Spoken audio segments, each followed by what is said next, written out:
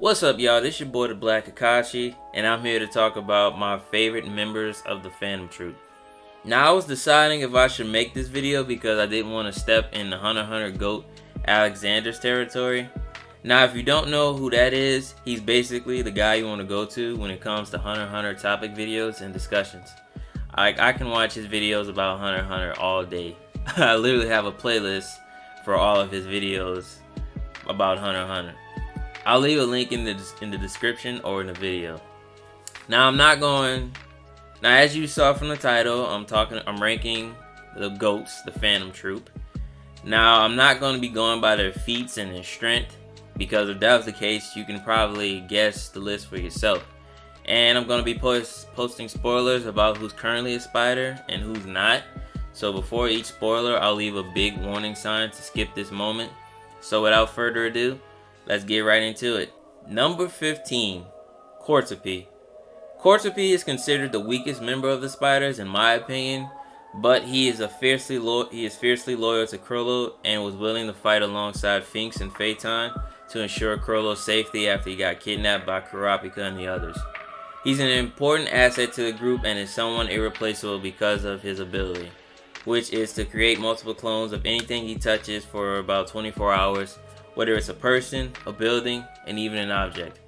And he even has a sensory type as well. Like if someone touches one of his clones, he'll know about it and he can track an object if it's on the move. His skill is very important for all of their heists, and perfect for hideouts.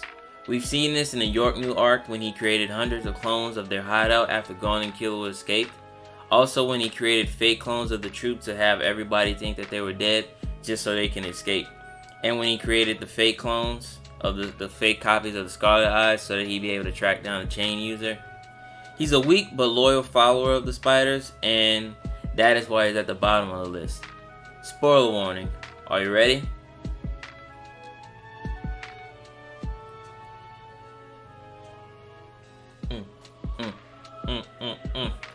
Alright, you've been here long enough. Troupe gets his head decapitated by Hisoka, but that was only because he gave his nin abilities to Krollo. But then again, he probably would have got waxed regardless because, he's weak. Number 14, Bananalov, whatever that nigga name is. Bono, we gonna call him Bono, aka Mummy Man. Now, he is someone we know a little about thanks to the Chimera Ant arc. He was a part of the Gyeondan. We're gonna call it the Giyu tribe, who were chased out of their village due to modern development. At the age of 3, men are circumcised and needles are inserted into various parts of their bodies, creating holes. Now these holes were used to create sounds. They were known as the dancing warriors. The more beautiful the sound, the stronger the spirit. That explains why he must be covered in wrapping clothes, because if he wasn't, then everybody would be either dead or deaf due to the sound. He's kind of like the guy from Naruto. Is his name Danzo? No, not Danzo. How the hell did I get that nigga name confused with Danzo? I don't remember that nigga name. Y'all know the nigga, the dude from the Sound Village that has the whole thing in it, the whole device. That dude, that's who you can kind of compare him to, but on a much bigger scale. Now, he's not much of a fighter, but when he does, he displays confidence and great power. He showed it against the Chimera Ants when he summoned a freaking planet. And he showed it to Finks when they were trying to decide who should fight the Ant Queen if Phaeton were to lose. This shows that he's probably got more power up his sleeve, or should I say in his holes. He also was ranked 8th on the arm wrestling strength list, so that's an important fact to know. Number 13, Kaluto Zoldyck. Now I know what you're thinking. A Zoldyck? So low? He should be higher just because of his last name. Now, as I said before, this is my personal list. Kaluto is the youngest member of the group and was Hisoka's replacement. The only reason he joined the spiders was to get strong enough to bring Killua back home and make his mother happy. Now, as a side note, they didn't mention this in the anime, but in the manga, the only way to be qualified to join the spiders is to battle members that are already a part of the group, which goes to show that some of these people were strong enough to hold their own. But then again, now that I think about it, depending on your nin ability, you might not have to fight him. Maybe that's why they didn't include it in the anime. Let me know what y'all think about that, because that's actually a good question, because Kabuto's weak, but his nin ability is an important asset, so that's why he's a part of the group. And anyway, I'm getting sidetracked. Also, they also have like a list of people too when it comes to joining the spiders. They actually have like a list of people. But anyway, back to the ranking list. You know, going back, he's an obedient child and always willing to help when needed. Kyoto is confident in his abilities, but often tends to toy with his prey. Kind of like Gohan when he becomes lust with power. During the Chimera Ant arc, the spiders were competing to decide who would be the interim boss until Krollo gets back. Kyoto was hoping to rise to the top pretty quick to use the group to find Killua and bring him back home, if he had won the contest. Compared to the other members, he's weaker. This was clear as day during the fight between Phaeton and the Ant Queen. He didn't sense Finks and the others arrive to the scene, and watching Phaeton's fight, he couldn't help but be amazed and shocked at the power gap between them. While he was amazed by Phaeton's feats, the other members were commenting on how rusty and sluggish he was, and that's when he came to the realization that these guys are on a whole nother level. Number 12, Paco Noda. Paco Noda was kind of the heart and soul of the group. She was also one of the founding members and was the one that realized the importance of Krollo and the spiders and what it meant. She saw everyone as the family she always wanted and the family she never had. Despite being ranked number 11th on the strength list, she displayed extreme confidence. Just like Corsipi, she was an extremely important asset due to her ability, which was to read the minds of the people she touches and can also share her memories with nin bullets. This ability is called Memory Bomb. This was important when it came to blackmailing and extortioning people. Her loyalty for the group runs deeper within her veins. We saw this in the York New Arc when she was willing to follow Kurapika's orders despite being told that the group is far more important than the leader since day one. If the legs of the spider live, it doesn't matter if the head is gone. This caused a split between the group, deciding if they should, follow Kurapika's orders or not. But in the end, she remained loyal to her comrades. After getting hit with one of Kurapika's judgment chains, she gave all the information she knew to the other founding members, even knowing that if she talked, she would die. She wanted all the deaths to stop with her, and she gave up her own life, just so the others would live and that no more of her family would die. R.I.P. to a real one. Number 11, Shalnark. Another one of the founding members. Shalnark was always interesting to me. Like, he was always smiling and had like a childlike mentality, but he was smart and quick on his feet. Every time I saw him act the way he did, I was like, okay, this dude must be very strong to be acting, the way he does. Because only the good guys act the way he does. Gon, Goku, Saitama, Meliodas, and others. Speaking of Meliodas, that freaking animation for season 3 is freaking trash, bro. Like, I haven't even started season 2. I'm like on chapter 100 something in the manga. I think like 114 or something. I still haven't finished the manga, but Meliodas, 7 Deadly Sins is trash right now. They're trash. Anyway, he's ranked number 10 on the list, one rank higher than Paco Noda. He was another person that was irreplaceable. Even though he saw Paco Noda and Shizuku to be more of value, he was a manipulator who could control people's bodies but would lose the ability once they died. This was called Black Voice. Another one of his abilities was Autopilot, which was the ability to gain an immense amount of aura, power, and speed. Now, since he was a blonde with green eyes, we just called it going Super Saiyan, and thus he was called Super Saiyan Shalnark. Triple S, Devil May Cry. He developed a close bond with Uvo, Paco Noda, and the boss himself. He was the only one to start having doubts and begin to worry about Uvo when he took off to fight Kurapika. Spoiler warning.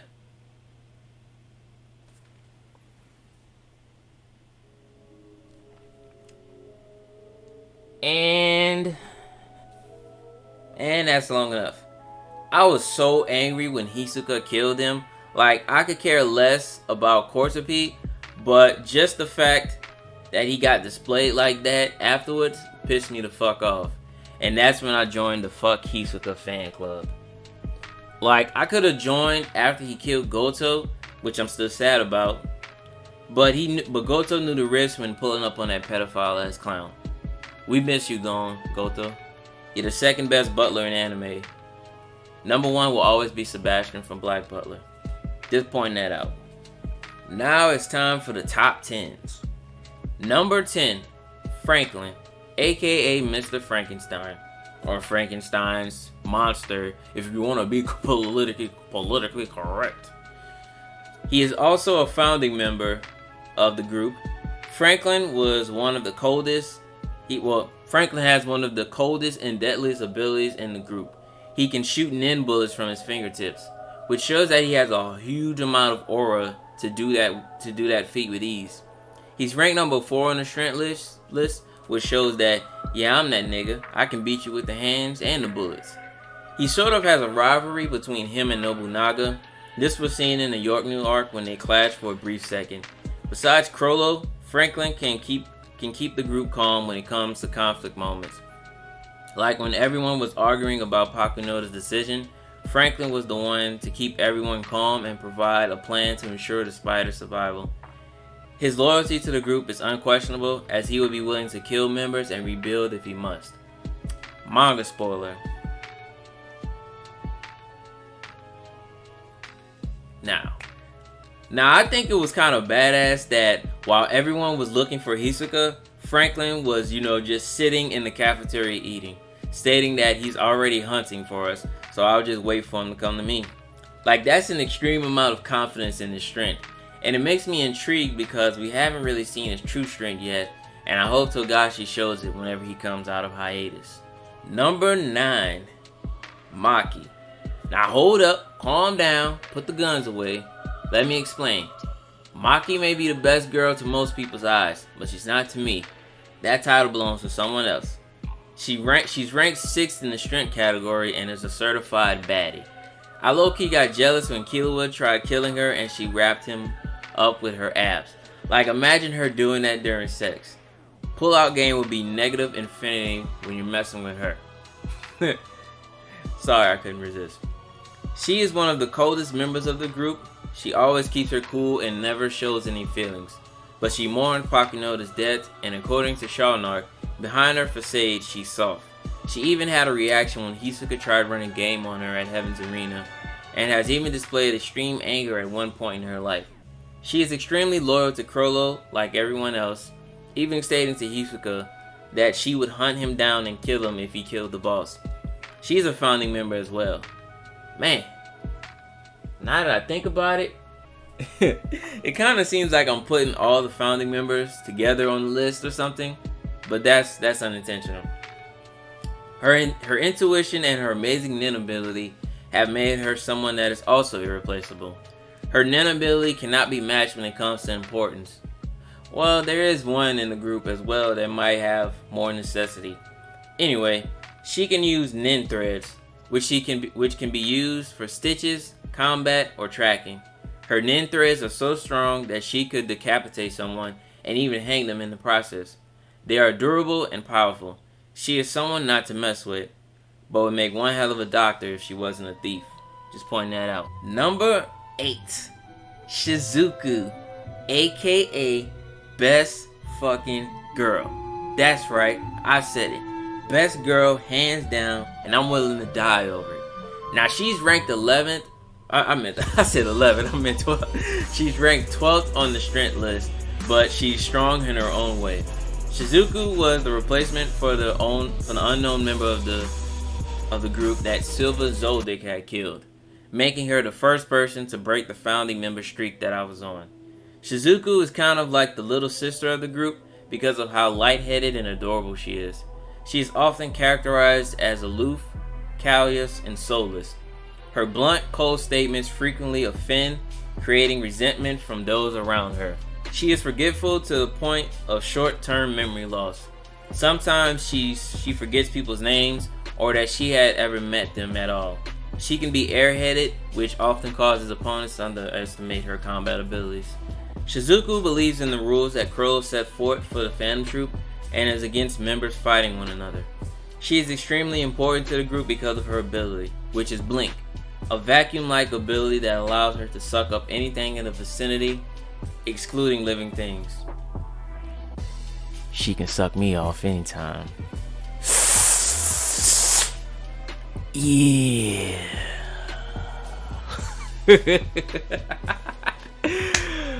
Freaking Hodge twins, man. Anyway, her ability is perfect for making it look like nothing happened or making a clean getaway with stolen items. She displayed this ability after Franklin murdered everybody at the auction, leaving nothing but bullet holes in the walls. In the Chimera Ant arc is where she snatched the title of Best Girl from Maki and Pito. Yeah, I said Pito, don't judge. Almost everybody in Hunter x Hunter is a thirst trap, so don't give me none of that BS. If you believe that their person is a girl, just stick with it and go on about your business. If you want to change it, change it. If you don't, stick with it, fuck everybody else. Anyway, during her fight with Pike, she stripped completely naked, leaving her in her bra and underwear. If you saw that, then you know why she's Best Girl. She's like one of the only members that I don't want Kurapika or to kill. Like, that's where I would draw the line with that nigga. Like, you want to talk about going to war, nigga? I'm going to World War X if Shizuku dies. Fuck World War III in the memes. We going to World War X if Shizuku dies. And I put that on Togashi, nigga. Number 7, Uvo. Now this was a shocker to me that I even put him here considering the next person on the list. Uvo is ranked number 1 on the strength list and is one of the founding members of the group. He is the strongest member of the group as well strength wise, I might add, and one of the enforcers of the group. Like, this man was so raw and so beastly that they had to take him out pretty damn quick. Like, I wanted to see more of him because I think Gon is basically him if he didn't have Killua, Kite, and others, and if he basically lost everyone he loved. But that's just my opinion. Uvo was basically the first Saiyan to not be classified as a Saiyan. Like, everything he did and said reminded me of a Saiyan warrior. I could see glimpses of Vegeta and Goku in him when it came to his pride in being the strongest, and wanting to fight the toughest and to be the toughest, only remembering those that were deemed worthy of giving him a challenge. He crushed the Mafia like a boot to an ant and destroyed the Shadow Beasts, who were hyped up to be basically like the Ginyu Force of the 7 Warlords of the Sea, with minimum difficulty. Like, not even Yamcha got a beating like that, bro. And to top it off, he didn't even have to use any abilities, just pure raw strength. They were so trash that all he needed was his head to beat them. I mean, he used this version of the Jajankin called Big Bang Impact, but that was just to get the nigga off of him. He has enormous aura, and his skin is impenetrable, even when he doesn't have Nin around it.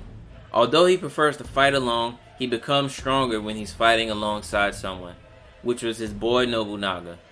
Just like everyone else, he was extremely loyal to the Spiders, giving up his own life for the sake of the group. Someone like him had every right to be confident in his strength. Like, you cannot tell me that Uvo is not a Saiyan. RIP to another real one. Number 6, Nobunaga. Now, as I previously stated, I'm still shocked I put Nobunaga over Uvo, but it has more to do with his character and not his feats. Nobunaga is your typical swordsman, and we still don't know what his abilities are. Like, I just want to see what this man can do. He's ranked 9th on the strength list and another founding member. I think Nobunaga is a lot stronger than people think he is. He pulled up on Hisoka with no hesitation and sparred with Franklin, who's in the top 4 of the strength list. Plus, he was ready to throw down with Finks and Phaeton during the Yorkville arc. Like, come on, Togashi. You're clearly hiding something. Just go ahead and tell us what it is.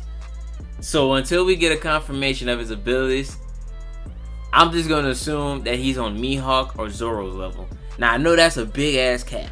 I know that's a cap. Like, nobody's touching Mihawk or Zoro. But that I know it's a cap. Just go with it. Just go with it. If you got something to say about it, go ahead and say it in the comments and I'll agree with you. But I know. Anyway, Nobunaga was the first member to shed tears after Uvo's death because they were best friends. And Gon would later ask, how can someone that kills so many people with no remorse get to shed tears? He is a rather calm and cool individual, but is kind of goofy at times when it comes to impromptu decisions. Overall, he is a good person with a code, but will kill you without hesitation if given a reason. We are now entering the top 5. So let's get to it. Now this is a spoiler, so if you don't want to hear it, go to the next person.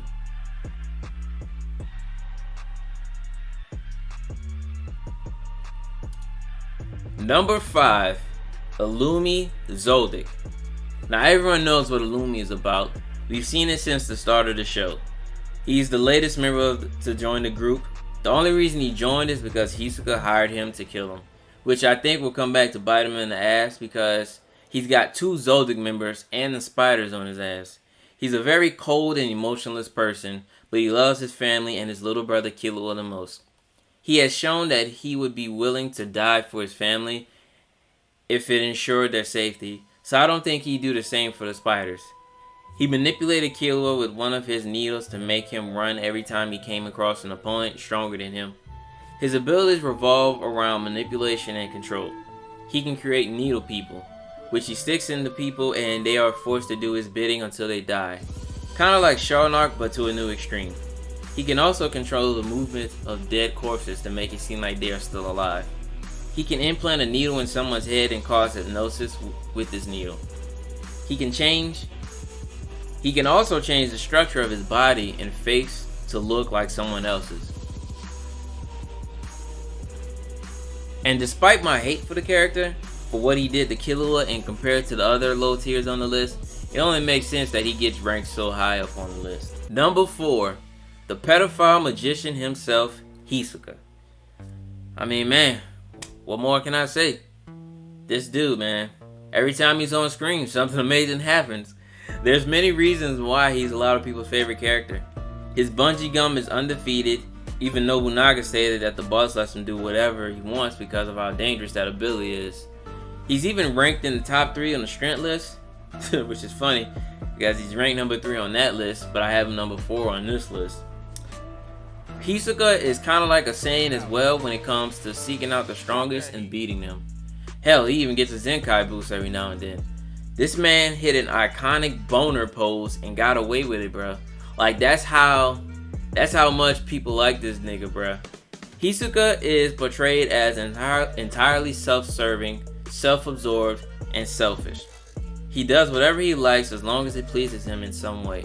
His love for spilling the blood of powerful fighters in combat, and his enjoyment of extreme pain while doing so fuels his sadistic desires. Hisoka allows those that he sees with potential live so that he could kill them in the future. Which is why, you know what, fuck it, I'm gonna say it. Which is why he let Leorio live. Hisoka saw how GOAT Leorio was and said he gonna let him live. Otherwise, he would have killed him back in season 1. I don't know why niggas be always joking about my boy Leorio, bruh. He's a lot colder in the manga. Y'all niggas need to stop slandering my boy, bruh. Leorio is a future Hall of Famer. No cap, bruh. No cap. Anyway. Likewise, you know, he grows excited to meet any new people he deems worthy of fighting, or anyone with the potential to be a good fighter and entertain him in the future. The thrill of fighting strong ninjutsus in tactical battles and near-death experiences is an orgasmic experience for him. It is likely one of the reasons why he goes out of his way to find new toys to play with, and if they break, he either loses interest or kills them before going out to find more potential prey. Which is why they should have had this man in freaking Chimera Ant Arc, bruh. From manga spoilers, I understand why he was kept out of it, but man, Hisoka would have had a ball in freaking Chimera Ant Arc, bruh. If he wasn't focused on that Crollo booty, bruh, he'd have been freaking god tier. He'd have freaking busted all kinds of nuts in that freaking arc, bruh. Man. Hisoka would have went crazy, bruh. He would have went freaking insane. Y'all think that face he made in season in the first arc when he was pulling up on the dude for the nut busting face? Y'all thought that was crazy. That nigga would have he probably would have blew his own head off if he was in the Chimera Ant arc. Freaking fighting the Royal Guards or anybody up to that level, bruh. He'd have had so much fun. He forgot about Crollo and everybody. Crollo and them would have been at the bottom of the list. The ants would have been at the top. Anyway, as I mentioned earlier, if they break, he loses interest or kills them before going to find out more potential prey. He walks around with cards, which he uses as a weapon. Side note, I just realized that I have Hisoka at number 4, and that was the number he had when he was with the spiders. That was unintentional, but I'm glad I did that. With his bungee gum and texture surprise, he definitely earned the spot to be called deadly. But I still hate you, nigga, for killing. I still hate you for killing them niggas. I still hate you for that. You ain't have to do them like that. That's why I hope when you die and go to hell, you get gang raped. Now for the top 3. Now this won't really be that hard to figure out. Number 3, my man, my boy, Finks. He currently ranks number 1 on the strength list of the group because of Uvo's death. He is also one of the founding members of the group. When Finks first stepped up on the scene with the gangster lean, I wasn't all that impressed with him, but what he did was cold though, I ain't gonna front.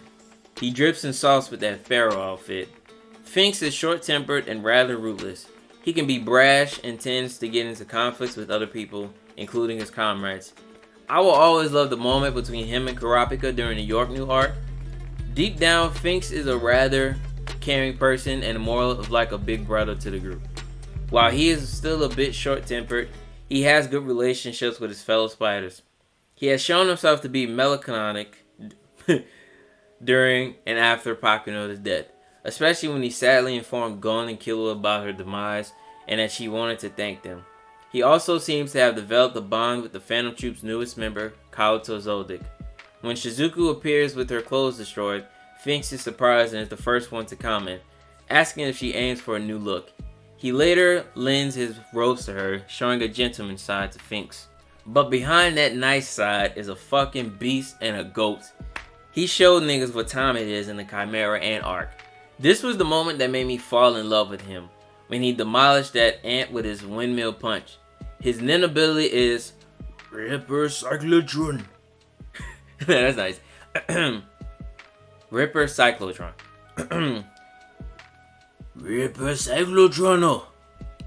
Which is the ability where he winds up his arm as many times as he wants and delivers a deadly punch.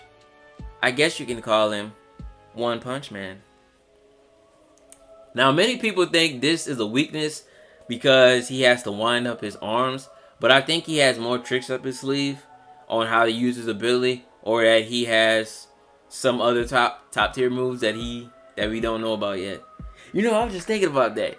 What if he can mentally picture himself winding up his arm and he doesn't have to do it himself? Like you know how mental strength and stuff, you imagine and stuff. So like, what if he just imagines himself winding up his arm and he doesn't even have to do it? He could literally just punch niggas and they wouldn't even. Oh man, that'd be so cold, bro. So if Togashi does that, I'm hitting that nigga up for copyrights, cause I just thought about that.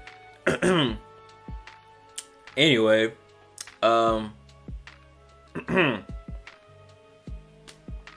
there's even an innocent moment between him, Phaeton, and Shalnark, making you forget that they're a bunch of thieving, murderous sons of bitches. Number 2 is Phaeton. Now this was no surprise here. He ranks number 5 on the strength list, but he is still a formidable foe. He is a master of torture, which makes him the group's interrogator. He is cold-hearted but very loyal to Crollo and the Phantom Troupe as a whole.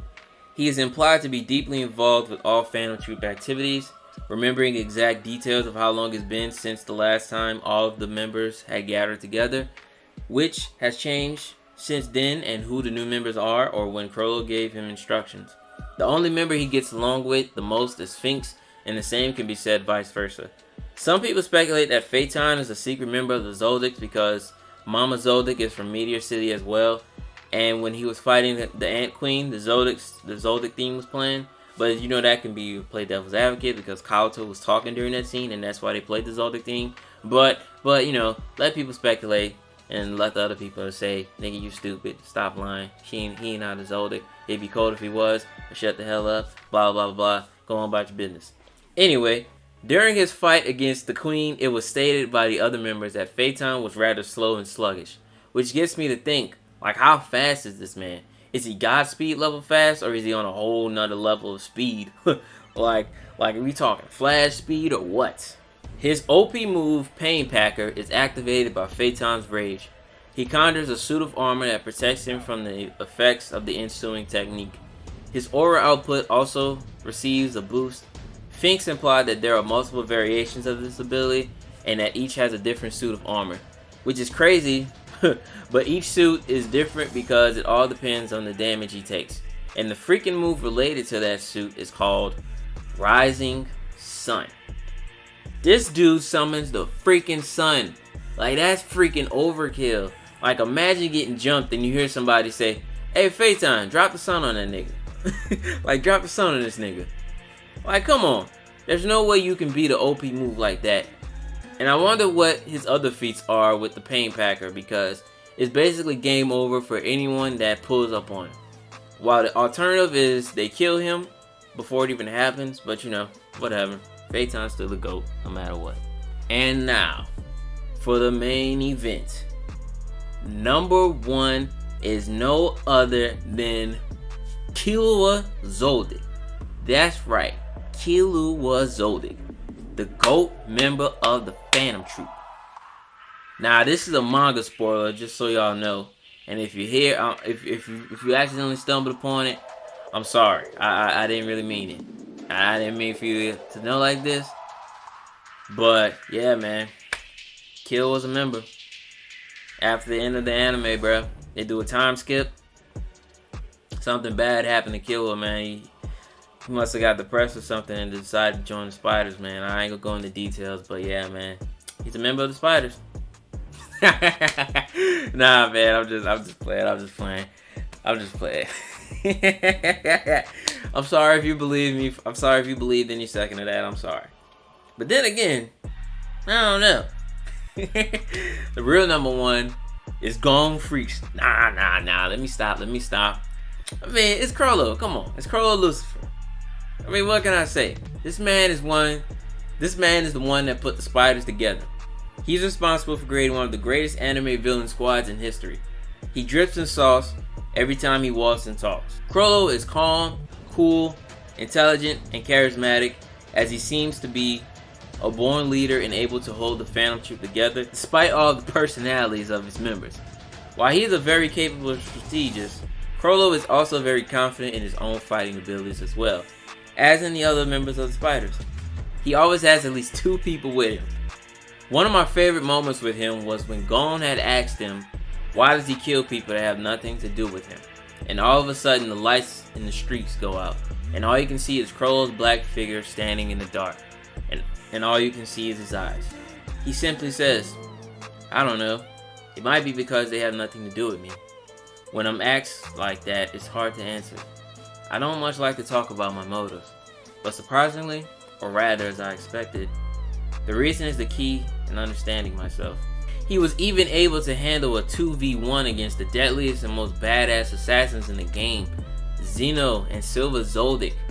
Zeno even stated that if he was actually serious and wasn't focused on taking people's abilities, then he could actually beat both of them. Now, Crollo is someone you hardly see with a serious look on his face, but whenever he sees Silva, he gets angry because he remembers that Silva fought him and the other unknown member and killed him. He shows no fear of his own death, even anticipating it. Melody has stated that his heartbeat sounded as if he was happy, living alongside death. To Crollo, the Phantom Troupe is more important than his own life. He once stressed in a group meeting that the survival of the group comes before the well-being of the leader. The only people Crollo seems to care about are his fellow members of the troupe. When Crollo reads Neon's prophecy, which contains Uvo's death, he cries for him, and he proceeded to deliver one of the most top-tier scenes in anime, the Requiem for Uvo. letting all of the spiders run wild on York New while Crollo simply orchestrated it like a conductor leading the band. I haven't even gotten to talk about his abilities yet. That's how raw this man is. He is a specialist and his powers are beyond crazy. He has the ability to steal other people's abilities. Like, you want to talk about OP? This is a man that puts it into a whole new level. He puts the O and P in one piece. One ability allows him to create clones, another one allows him to transform into another by touching them, then another one called Sun and Moon, which allows him to cause people to explode, and we still don't know the other abilities this man has. I think he has over like 30 books or 30 pages. Don't quote me on that. I'm not even sure of that myself. Now that we got that out of the way, it's time for manga spoilers. If you haven't read the manga, skip to the annotation.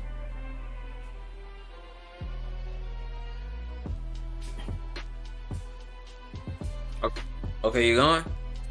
Alright, Crollo and Hisoka throw down and give us one of the best fights in the series, which needs to be animated ASAP. Crollo washes Hisoka with no difficulty, but Hisoka survives and he kills Kortepe and Shaunok. After the deaths of Shaunok and Kortepe, Crollo seems to be grieving heavily over their deaths, and that he personally vowed to end Hisoka upon first sight. In fact, whenever the other members would volunteer to kill Hisoka first, he quickly brushes them off by going with the idea of killing him on a first come first served basis. Whew, man. I need Togashi to come back, bro, because man, that nigga be talking so much, bro, but this nigga be dropping heat though, man. He need to come out of hiatus or have somebody else take over, because I ain't trying to be 100 years old and the newest chapter of Hunter x Hunter drop. I'm gonna be 100 years. Hunter x Hunter gonna be gone. Hunter x Hunter gonna be gone for like 50 years, and niggas gonna be 200. Niggas gonna have to read it in heaven. They're gonna be like, oh, when I die, I'm in heaven. Oh, when I die, this nigga wanna start dropping chapters. I bet. Whew. Wow. I did not think this video was gonna be that long. How did I turn a ranking list into something so long? Anyway, I hope you enjoyed the video, man, because Hunter x Hunter is literally one of my favorite animes. It's either number 2 or number 3. Let me know how y'all rank the spiders. If you liked what you saw, hit that like button, comment, share, subscribe, and I'll see you later.